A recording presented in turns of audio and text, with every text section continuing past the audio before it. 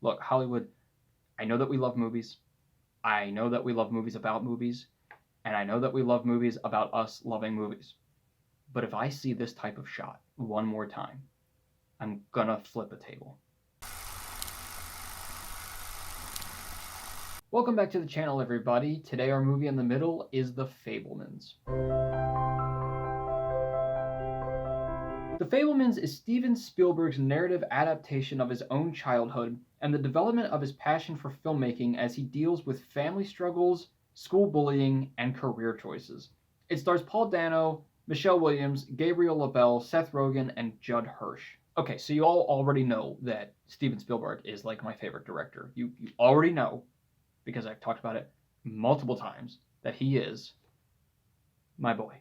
Like, between Harry Potter and his movies, those were literally the two reasons that I went into filmmaking and I love storytelling. Like, those two things. So when I heard that Steven Spielberg was making a movie about movies based on his own life and childhood, I was like, this is gotta be good, right? Now, I don't know if any of you guys saw the documentary Spielberg. I think it was about 2 hours long, and I think it was on HBO Max, something like that, that came out about 4 or 5 years ago. If you've seen that, this movie has a lot of the stuff that we learned from that in here, because obviously it talks about his childhood a lot. But I just have to say, it was really cool to see all those things we heard about actually portrayed, not even just portrayed, but from his own vision of his childhood. It's just so cool. Like, I don't know how many filmmakers have actually done this, making a story based off their own life, but it was pretty cool. But let's talk about it more specifically. In terms of the highs, obviously the cinematography, that's something I'm just going to get quickly out of the way because every Spielberg movie is just gorgeous looking.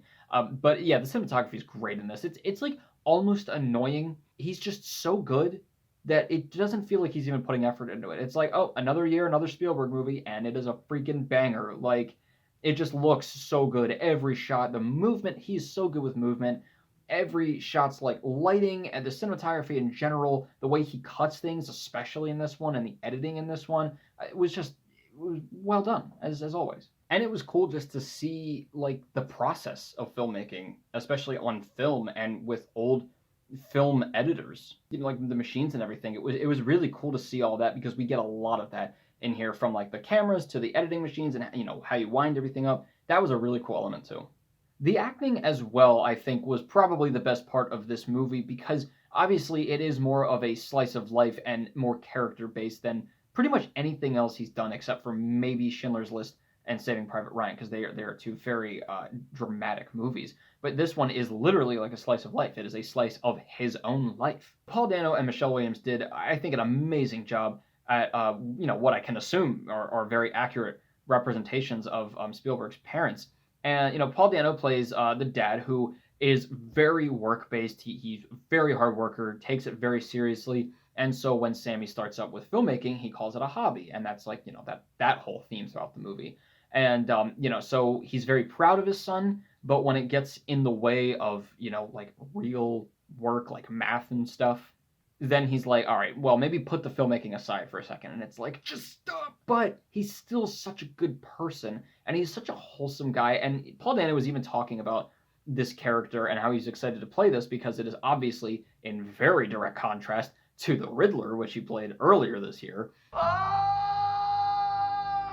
So it was really cool to see kind of both sides of what he could do, and he was a very wholesome person. Of course, he had his flaws, and actually that's a theme of all the characters in the movie, is they are nice people, they're good people, they just have their flaws, not the least of which was Sammy's mom, Spielberg's mom, really. And man, she was a character. She was a very animated woman, and she was just kind of a free spirit, and where Paul Dano is the very rigid guy, even if he's nice. She's out in her own world, and she just wants fun. And I know Spielberg's mom to him was more like a friend sometimes, rather than like a parent or a role model. And Michelle Williams, I've never been a huge fan of her because I feel like she plays the exact same role in just about every movie she's in. She plays the very sad, depressed wife. But in this, she was sad and depressed sometimes, but she was also very animated. She was also very whimsical, very fun-loving, And, I think she really committed to that role, and she did a great job. Obviously, Gabriel LaBelle as Sammy, he was so good because he plays like the perfect mix of like having confidence in what he does do, which is obviously filmmaking, but then having zero confidence in literally everything else. And he does get through life, but he's got some struggles. But and it's true, a testament to Spielberg's childhood, because Spielberg himself said that he literally felt confident in nothing except for when he was behind the camera. Behind the camera, he got a sense of like this peace, or this comfort by not having to be seen. Finally, Seth Rogen and Judd Hirsch. Seth Rogen, I think, did a really great job as well. Honestly, it's cool to see him in roles that he's a little bit more serious. Like, he's still kind of the funny guy here, but it was a more serious role, and it's really cool to see him and stuff like that because he is a very good actor. And Judd Hirsch, who I've only ever known this man from Taxi, it just appears like 40 years later, 50 years later, and kills like the two scenes that he's in. He was just off the wall, almost batshit crazy. And it was such an entertaining scene. It was so funny. If you only watch it for that scene and the last scene, then you'll have gotten two of the best scenes of the movie. Speaking of, there are just a ton of great scenes throughout this movie. Some are very funny. Some of the funniest I've actually seen Spielberg do. It was like weird. It was like different from the humor that he normally has. But then some were obviously very emotional because it's dealing with things like divorce, bullying, your career choices, and whether or not it's something that you should actually be going for. And so it dealt with a lot of really, really tough things, especially, and this is a big one, but anti-Semitism. And you want to know the really, really sad part about that is it's still going on today. I mean, what the not to get deep, but just side note, just don't be anti-Semitic. I don't. Why? So yeah, a lot of the scenes in this movie were just so well crafted, so emotional. A lot of them actually go a lot longer than I expected them to, which, it is a longer movie, and I'll talk about that in a moment. But a lot of the scenes themselves were just longer than I thought they would go on for. But you're just kind of living in this kid's life. So it was cool to be like, if you want to know more about Spielberg from his eyes, like, this is what his life was like. But specifically, one scene was just very fun, very cool, very funny, and it is basically the last scene. Obviously, I'm not going to tell you what it is, but it involves a cameo in a number of ways. That's all I'll say. Very funny. Aside from the scenes, though, the movie as a whole, the tone of it is interesting because Spielberg's always been known for sentimentality. He's always been known for making movies and endings that, yes, a lot of them are very, like, obviously Schindler's List, Saving Private Ryan, I think Amistad as well. All of them are they are rough. They're gritty.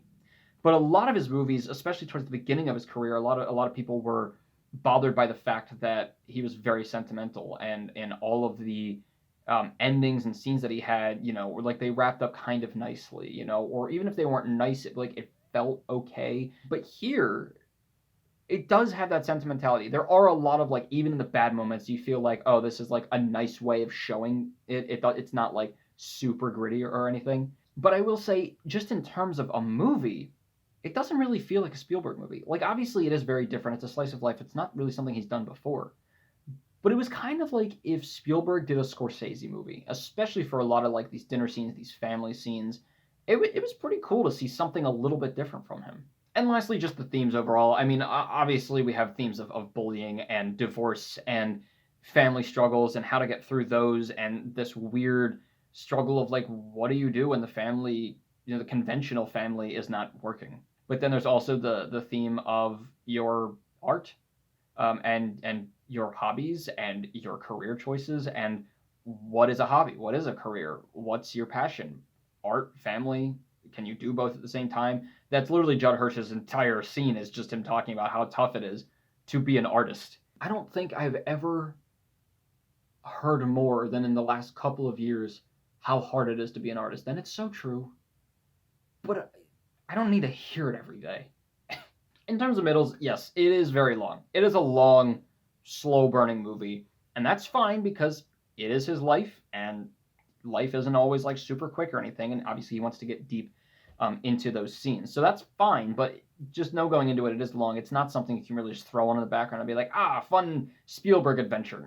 It's not like that. It's a deeper, watch it, see what happens, feel what you're going to feel throughout each scene. You're not going to be watching it like every day or anything, but it is definitely worth at least one watch.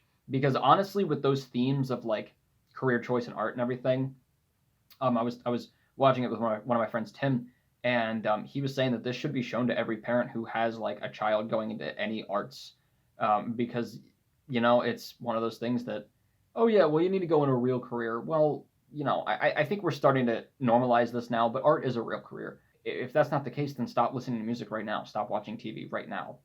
Everything would be boring as hell. And you think I'm just exaggerating, but everything is a design, everything is a choice, everything is entertainment. So especially nowadays.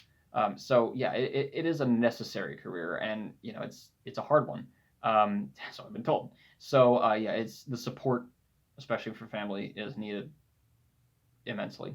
And shout out to my parents and literally everybody else who supports me in all the stuff I'm doing and not doing. This one I think is a low. It could be a middle because again, I'm going to come back to it's a slice of life movie, which operates differently than a regular script. But it does feel jumbled in a lot, in not in places, but just overall. Just coming out of it, I'm like, my big thing was, what am I supposed to get from this? Because it really feels like I'm supposed to get something from this scene. I'm supposed to get something from this scene. I felt something in this one. I laughed in this one. It feels like kind of more of a montage of scenes that you feel different things in. But overall, even though there is a cohesive story, and all the scenes feel pretty cohesive, and there's great editing, and there's a lot of themes that, arc throughout the whole thing, I don't know. When I stepped back and I thought about it, it just didn't feel like they all went together that well, if that makes sense. Which is weird. Like I said, it doesn't feel like that when you're watching it, but just stepping back, it just felt a little bit jumbled, a little bit like, if this wasn't like I'm watching Spielberg's life, and this was just like a made-up fictional movie, what am I supposed to get from it? Because there's a lot of things going on, but they all kind of feel like, here's something, here's something, here's something. And again, it's a slice of life movie, and it did actually happen. It's his childhood, so it's hard to figure out. So overall, I think this movie is about what we expected. We kind of expected like, ooh, it's another Spielberg movie. That looks good again. I know a lot of people were like, it just looks like Spielberg did it again, and maybe it's just that it doesn't feel like it's anything new. And I think that might be the biggest thing, is it doesn't really feel like there's a lot new to be said in the movie. It's a lot of stuff that I think, we already know, we already love, but it's just being said differently or from a different perspective. Honestly, if this movie had caught me like 5 or 6 years ago, especially like 7 or 8 years ago, I would have loved the shit out of this movie.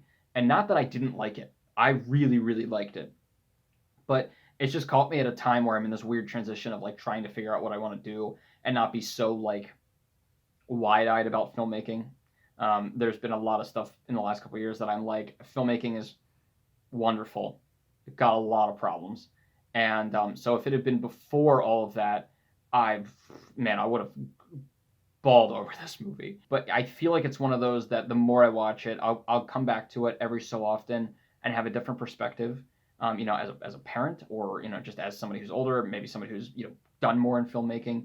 I think I'm gonna get a different perspective each time, and I think I'm gonna have maybe even like it more each time. It really just depends. But it's definitely one of those that, like, if you're going into filmmaking or writing or art in general, it should just inspire you to be like, you do it, man. Go for it. You do it. Be an artist. It's funny. It's emotional. It's a little long, a little bit jumbled. It'll probably get all of the Oscars just because. I'm going to give The Fabelmans a 3 out of 4.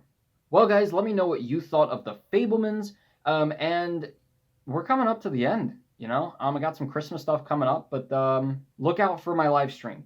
I'm going to be doing that probably December 30th, 31st, something like that, right at the end. I'm going to be doing a live stream, so start planning for that now. Plan to be there, computer-wise. And as always, keep your hopes high, your stress low, and movies right in the middle. I'll see you guys later.